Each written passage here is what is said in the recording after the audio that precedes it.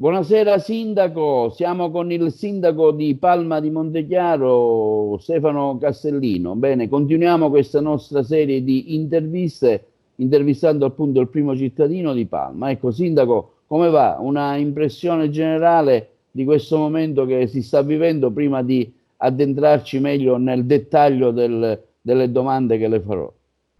Buonasera a tutti voi e grazie. Siamo qui in Tunisia, si lavora in maniera alacre, si è presenti sul territorio, si cerca di dare il massimo possibile, sia il sottoscritto che tutti i miei collaboratori che i volontari, per cercare di lenire per quanto possibile le sofferenze della nostra popolazione, sapendo ed essendo consapevoli che le sofferenze che stiamo patendo sono poca cosa se l'obiettivo è quello di sconfiggere questa terribile pandemia. La mia città sta rispondendo in maniera egregia, si rispettano tutti i divieti e le ordinanze e le raccomandazioni. È chiaro che vi è un problema per i cittadini che sono in difficoltà economiche per le cose delle quali immagino parleremo, ma anche lì il comune è presente sin da subito e a breve avremo anche l'operatività degli interventi statali e regionali. Ecco, sindaco, siamo fermi a 8 contaminati. Ci sono novità su questo? Sono Siamo tamponi in fermi arrivo? Sì. Siamo fermi a 8 contagiati in totale, di cui 7 attualmente positivi e uno purtroppo è deceduto, come ben sapete.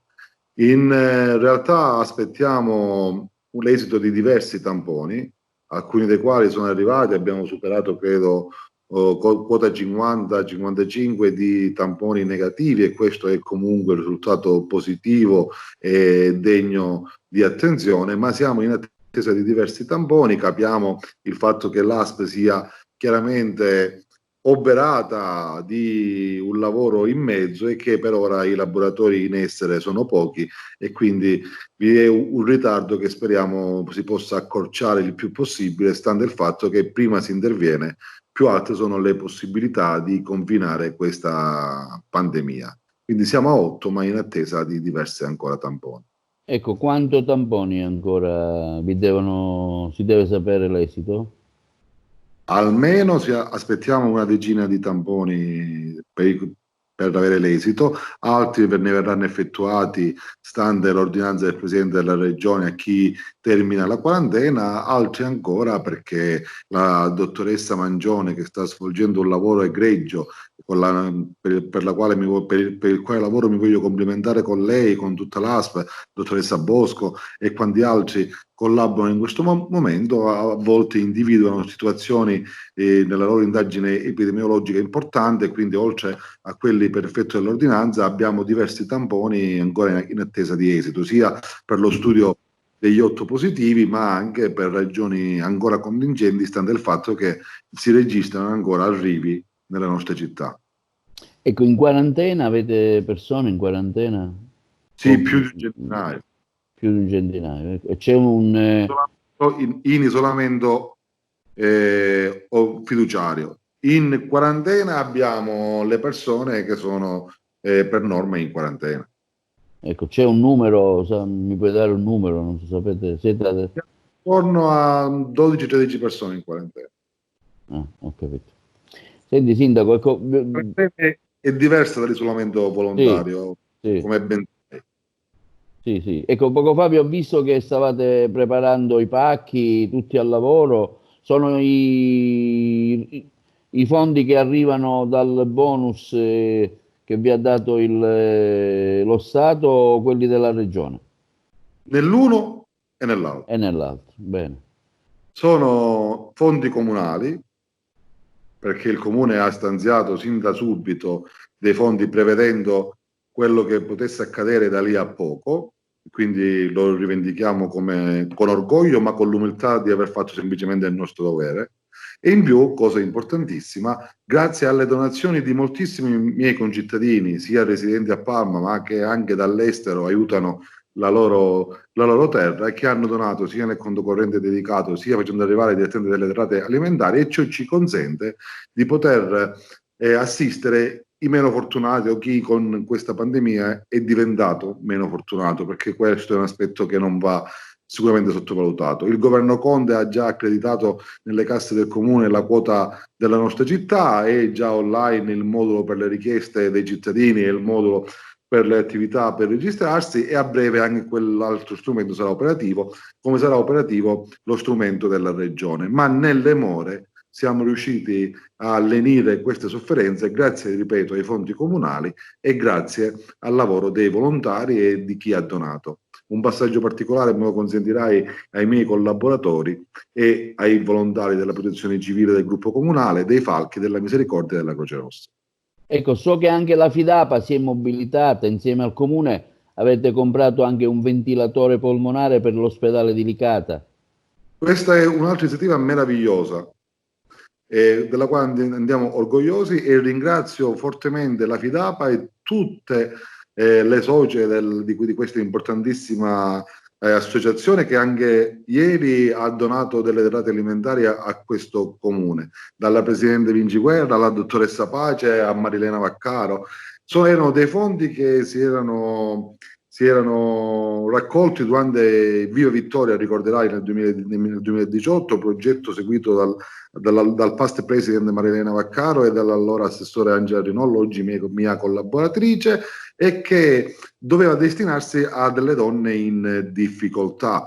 Le socie, insieme all'attuale presidente Vinci Guerra, Rosaria, e a Letizia Pace, che tu conosci bene perché è consigliere comunale, nonché presidente dell'Associazione Istituzione Tomasi, e che è da sempre sensibile a queste tematiche, si sono fatti, diciamo, portatrici di questa proposta, che era quella dell'acquisto di un ventilatore per l'ospedale di Licata. I fondi non erano bastevoli per quanto importanti, la differenza l'ha messa di nuovo il comune, e abbiamo fatto questo acquisto, e a breve avremo la possibilità di donarlo all'ospedale di Licata.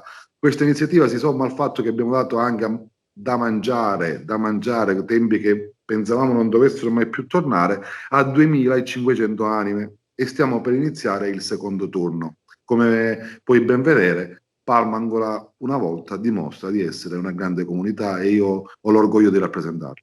Ecco, ho letto anche sul suo profilo i comunicati che lei ha avuto una grande parole di ringraziamento proprio per questa grande solidarietà dei cittadini palmesi. Sì, sono emozionato, e mi scuso con i cittadini che ancora devono ricevere la piccola gratificazione del post, che molti neanche chiedono, ma io ritengo sia invece giusto e corretto ringraziare tutti, da chi ha donato 10 euro, che per chi dona 10 euro possono essere, come diceva nostro Signore, una cifra enorme, e chi ha donato molto di più. Non è importante il quantum della donazione, ma è importante il gesto di donare agli altri, perché è lì un atto d'amore veramente sconfinato. Oggi, per esempio, l'associazione Viviana Meli, di una nostra giovane concittadina scomparsa, ha donato diversissime quantità di derrate alimentari. C'è questa corsa alla donazione, questa corsa al donarsi, che, ripeto, mi inorgoglisce. Ritengo giusto, così come a volte si ringraziano, come è corretto che sia, gli stilisti per aver riconvertito delle fabbriche per la produzione di importanti DP. Così è corretto che il sindaco della comunità di Palma ringrazi i concittadini e i cittadini che stanno donando del proprio alla comunità. Quindi, se non ho capito male, voi fornite anche pasti caldi per chi in questo momento non ha possibilità? Noi in realtà forniamo dei pacchi spesa, non sono pasti caldi, sono dei pacchi spesa, sì. perché le riteniamo più funzionale per come siamo organizzati. Sarebbe bello dare pure i pasti caldi, però per la nostra organizzazione ci viene più semplice fare così, al quale però sommiamo pure il pane fresco di giornata, che il pane è il simbolo del focolaio, il simbolo della normalità, il simbolo della quotidianità, e per chi come me è un credente è il simbolo anche del focolaio divino, non solo del focolaio terreno.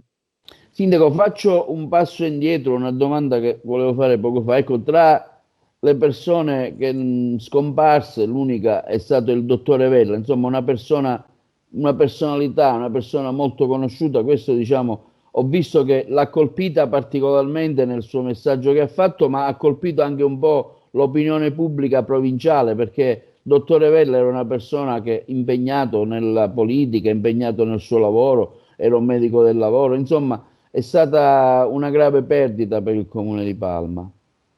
Per il Comune di Parma è stata una grave perdita. Tutte le perdite evidentemente colpiscono ognuno di noi, però è chiaro ed evidente che a me legava un rapporto diverso con il dottore Pella. Eh, Ricordo sempre questo aneddoto che ricordavamo insieme ogni volta che c'era l'occasione di incontrarsi. La mia prima tessera di partito, che per ovvie ragioni non diciamo qual è stata da ragazzino, da appena quindicenne, ma se si fanno i calcoli è facile intuire pure quale fosse il partito. La prima tessera che io ho avuto me la fece avere il dottore Vella, e io ricordo la telefonata fatta all'onorevole che era coordinatore provinciale da casa sua, l'emozione di questo giovane adolescente che diventava coordinatore provinciale, coordinatore comunale, scusate, di quel partito, e quindi lo ricordo veramente con affetto. Ma al di là di lì, con il figlio Francesco, con Paola, con Carlo che sarebbe il genero, sono stato collega della moglie e siamo stati di famiglia. Il dottore Vella io non riesco ancora a immaginarlo come defunto, lo immagino ancora qui presente in comune, lo immagino mentre ci sorbiamo un caffè e si disquisisce di politica regionale, locale e nazionale. Per la nostra città è una grande perdita, e io non le nascondo che eravamo in riunione di COC quando arrivò questa terribile notizia, e è stata difficile, quindi impossibile trattenere l'emozione che mi pervade anche in questo momento. Oggi, durante la commemorazione dei defunti che abbiamo fatto con Don Gaetano, io e lui soltanto, nel ricordarlo dissi che lì si sono create anche delle condizioni molto terribili, perché il figlio Francesco non ha potuto nemmeno salutare il papà, nemmeno da morto, per le ragioni Sì, che ben sì. conoscete. Quindi abbiamo ricordato tutti i morti dal 9 di marzo a oggi che non hanno potuto avere il funerale nel senso siciliano e cristiano del termine. Ma ripeto, il ricordo del dottore Vella per Palma è una grandissima perdita, e lo ricorderemo per sempre tra i cittadini illustri di questa terra. Sindaco, mi conferma i fondi che sono arrivati, il bonus è stato per 235 mila euro e quelli della regione per 450 mila euro? Sì, le cifre sono quelle. Vi è in questo momento diciamo, quelli dello Stato sono stati già accreditati, quelli della Regione sono in base di accreditamento, però le cifre sono quelle. Ecco, come saranno distribuiti questi fondi? Sì, stiamo raccogliendo le istanze con il modulo online così come previsto dalla norma, spiegheremo e stiamo spiegando ai cittadini che non sono iniziative cumulabili e che pertanto si deve scegliere tra una e l'altra, e cercheremo di dare priorità a chi ha realmente bisogno, perché mentre con i fondi dello Stato vi è la possibilità di gestire il gettito di tale aiuti, da quello che abbiamo visto con la prima parte dei fondi della Regione, invece la potenza dell'intervento è già fissata a monte da un decreto dell'assessore regionale. E potremmo aiutare con questa prima tranche, credo, circa 200 famiglie con i fondi della regione, e con i fondi dello Stato credo arriveremo a un po' di più, il resto rimarrà a carico di questo comune, sperando che poi vi sia un ulteriore intervento da parte della regione e dello Stato, che devo dirvi sono comunque presenti, diciamo stanno accanto per quanto possibile a noi enti locali. È chiaro ed evidente che però qualcosa va pensata. Io poco fa ho finito un tavolo di lavoro con l'Angi Sicilia, del quale mi onoro di far parte, un tavolo di lavoro sulle attività produttive, e ne abbiamo anche parlato. Il sistema degli enti locali non può reggersi in questo modo, perché i miei concittadini, ma credo che sia un po' condiviso da tutti, e le realtà avranno anche difficoltà a pagare le imposte locali. E al di là, perché guardi, alcuni colleghi che io voglio bene hanno annunciato lo stop dei tributi e quant'altro. Io credo che il Comune di Palma potrebbe fare la stessa cosa. Io vi potrei dire, a Palma sono state rinviate dopo il 31 maggio, Tari e quant'altro. Peccato che i miei concittadini già lo sanno che la Tari a Palma si paga dal 30 giugno in poi. e quindi sarebbe un rinvio solo utile a fare un titolo di giornale. In realtà non è così, in realtà bisogna chiedere allo Stato che una parte dell'IMU e una parte della Tari, e per chi come me gestisce il servizio idrico ancora, e spero e sono certo e ci lotteremo e lotteremo per gestirlo sempre, ma questo è un altro spinoso argomento del quale magari parleremo un altro giorno, possa avere dallo Stato il ristoro di 3, 4 mensilità, un quadrimestre, un trimestre, che si faccia carico lo Stato, in modo tale da consentire alle attività produttive da un lato e ai cittadini dall'altro di alleggerirsi di questa imposta che hanno difficoltà a pagare vista la pandemia, dall'altro non mettendo in crisi gli enti locali che vengono a perdere l'infa vitale per erogare gli stessi servizi dei quali poco fa abbiamo così appassionatamente parlato. Ma da lì ce ne sono altre tematiche importanti. Io credo che abbiamo letto di 400 miliardi di correttamente bellissimo di fondo di garanzia per i privati, ed è giusto ed è corretto. Dopodiché ho presentato a capo dello Stato, a capo del governo, al Presidente della Camera, al Presidente del Senato e a tutti i capigruppo di Camera e Senato una proposta che non vuole essere sicuramente in maniera la soluzione di tutti i mali, ma uno spunto di riflessione, dove con 12 miliardi, 12-13 miliardi di euro si può immediatamente con 3 miliardi e 4 subito e altri 9 dopo, dare subito, immediatamente ossigeno a 7.904 comuni che in questo momento fanno la loro parte tenendo insieme il sistema paese. Sindaco, scusi, cos'è emerso da questa riunione che avete, come lei poco fa ha detto, da questa riunione dell'ANCI? Ecco, qual è il clima che si respira all'infuori anche delle proposte che possono essere diciamo accettate o meno? Ecco, qual è diciamo l'atmosfera che si respira fra voi rappresentanti comunali? L'atmosfera è quella di essere certi e convinti di avere l'avventura di ritrovarsi in un momento storico. E quindi vi è la consapevolezza, da un lato la certezza di fare il proprio dovere, dall'altro la responsabilità di proporre a Regione e Governo quando ritenuto necessario, e con un cauto ottimismo, perché credo che nei momenti critici, nei momenti difficili, si possono fare le scelte più importanti. E da questa pandemia, che è terribile, che ci auguriamo e che preghiamo il Signore finisca prima, forse il sistema paese può riflettere su se stesso e avere il coraggio di scelte troppo volte rimandate. Ed è il momento invece di assumersi le proprie responsabilità, ognuno per la propria parte. E il clima in ANCI è stato sereno, cordiale, propositivo, come sempre devo dirvi, però si è parlato concretamente di interventi sulle attività produttive che possono realmente trovare accoglimento sia a Roma che a Palermo, ma che diventino in realtà veramente incisive per la fase 2 e poi per il ritorno, si spera presto, alla normalità.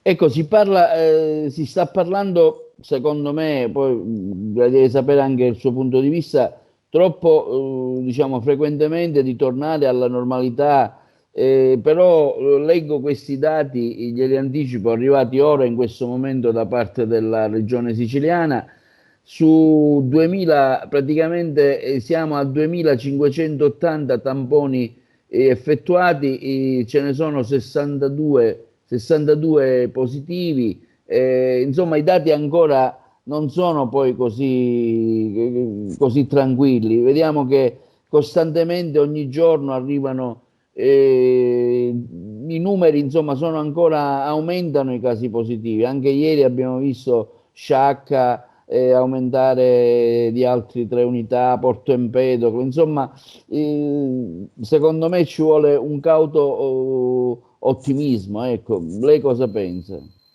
In realtà quando si parla di ritorno alla normalità io non penso in un futuro prossimo. Il ritorno alla normalità è un punto che abbiamo all'orizzonte, che non dobbiamo perdere di vista, ma è un punto all'orizzonte, non è un punto nell'immediato. Io personalmente, per quello che io posso credere, capire ed aver studiato, mi vanto di avere questa passione per lo studio da ragazzino, credo che nell'immediato non si ritorni alla normalità. e credo che nei prossimi giorni avremo la proroga da parte del Presidente del Consiglio con un apposito DPCM. Non le so dire se questa proroga arriverà immediatamente fino a maggio o giugno, questo non mi sento di dirlo. Sicuramente è ipotizzabile che il mese di aprile non registri mutamenti importanti sullo stato delle restrizioni in essere, perché badate bene, e colgo l'occasione per dirlo anche ai miei concittadini che ci seguono, lo sforzo che si chiede, per quanto terribile, è quello di restare a casa. Ed oggi è l'unica arma che abbiamo. E esperienze come quella di Hong Kong o della Cina di oggi, che sicuramente avete letto, ci fanno capire che se si abbassa la guardia troppo presto, il ritorno non solo è certo, ma forse può raggiungere livelli peggiori di quando non fosse nella prima battuta.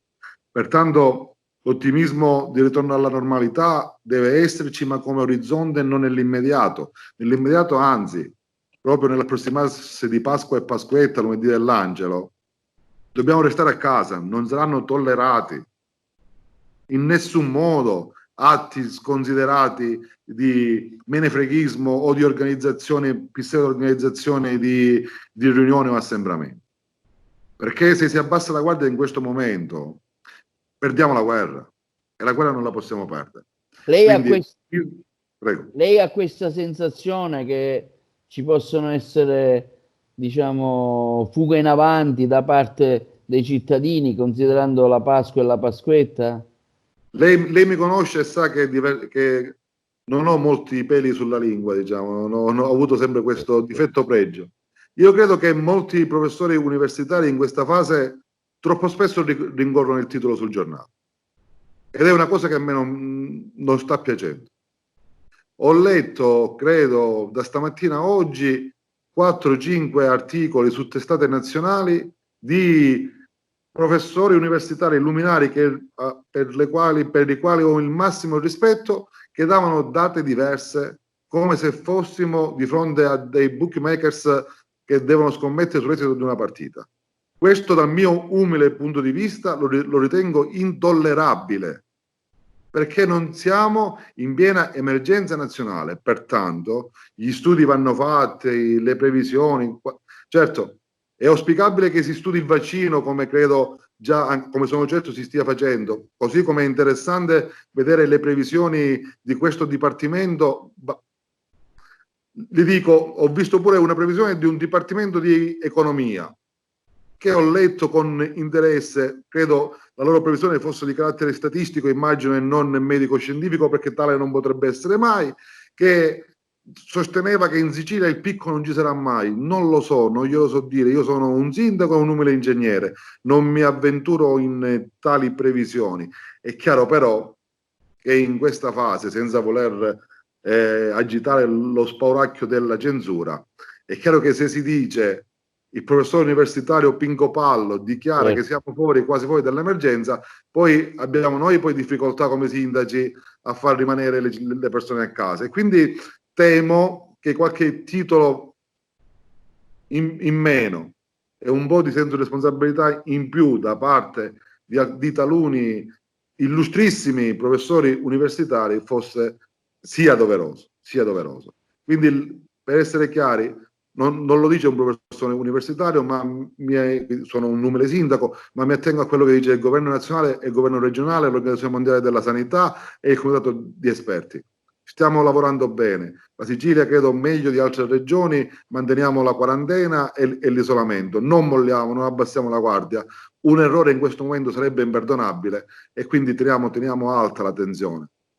E i cittadini, i suoi concittadini, come hanno risposto agli appelli di restare a casa? Avete avuto per caso casi di gente che, diciamo, è uscita fuori così, oppure tutto sommato è stato un appello accolto positivamente dai suoi concittadini?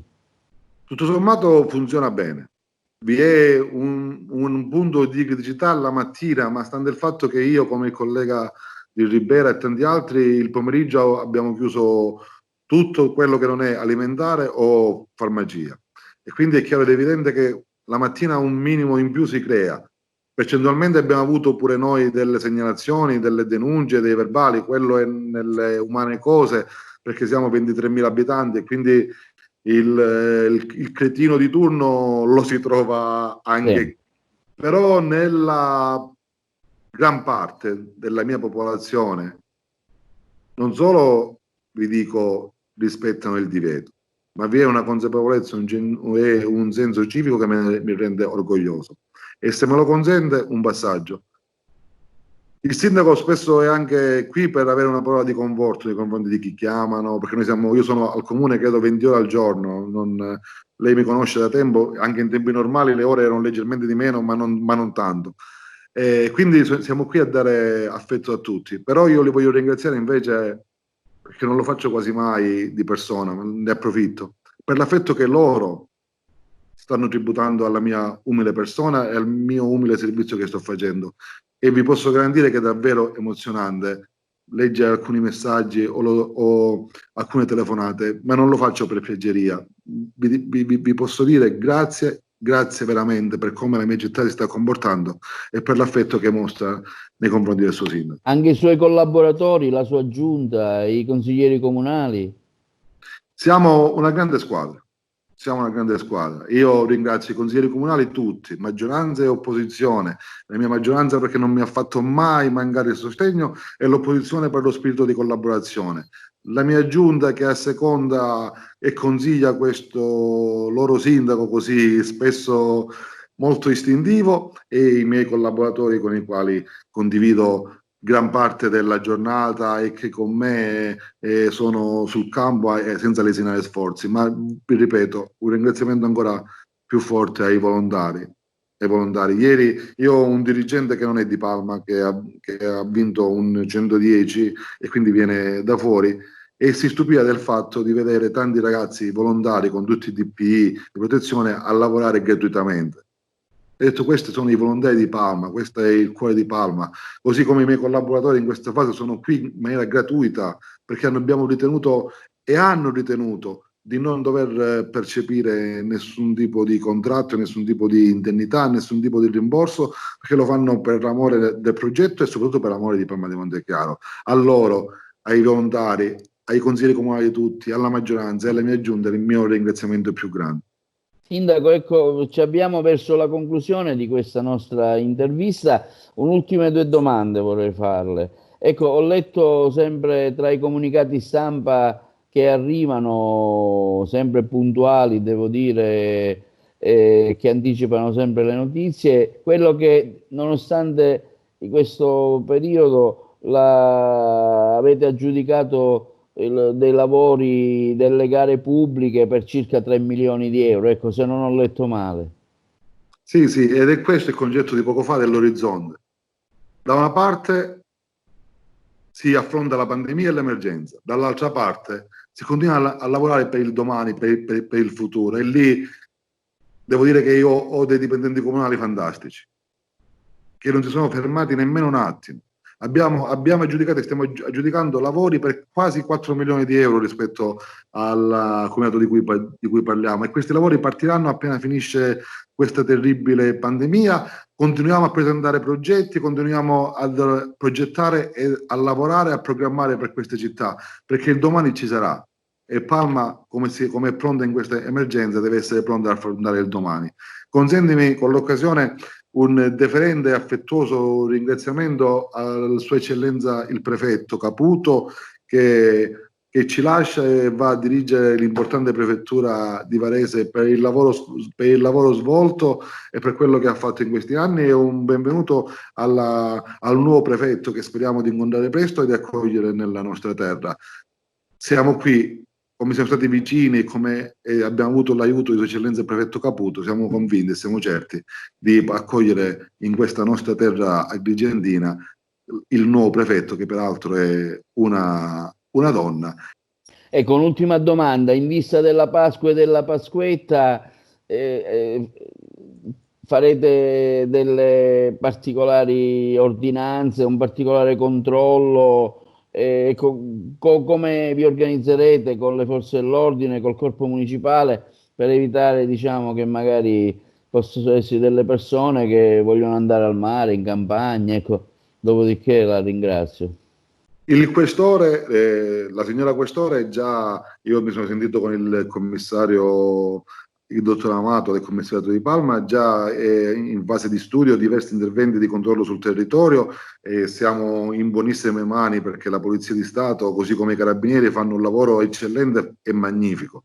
E quindi in collaborazione con loro, il Comune, con la Polizia Municipale e con i volontari di protezione civile faremo il pattugliamento del territorio perché, ripeto, così come sono innamorato della mia comunità, non consentiremo a nessuno di mettere in pericolo la vita degli altri. Facciamo un appello, Sindaco, facciamo un appello a restare a casa e tanti auguri anche da parte nostra a tutti i cittadini palmesi e anche a lei, insomma. Grazie. L'appello è: la battaglia è ancora lunga, la vinceremo questa guerra, ma per vincerla dobbiamo restare a casa. E Pasqua e lunedì dell'Angelo, Pasqua e Pasquetta, combattiamo restando a casa per avere la possibilità nel più breve tempo possibile di abbracciarci non più virtualmente, ma fisicamente in una piazza della nostra città e ai piedi della scalinata per la ritrovata libertà. Per avere questo occorre oggi restare a casa. Auguri. Grazie e buon lavoro, Sindaco.